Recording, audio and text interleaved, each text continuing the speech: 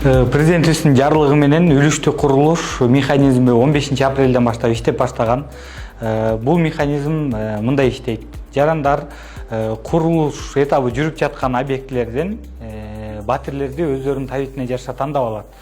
Өздөрүнө жаккан батир болсо, ошол батирдин жалпы наркынын тең жарым акчасын өздөрү төгүшү керек болот. Анан ал жарандар үйдүн салынып бүтүшүн күтүшөт. Үй салынып бүткөндөн кийин калган жарым акчасы 15 жылга 8% менен чачырат берилет.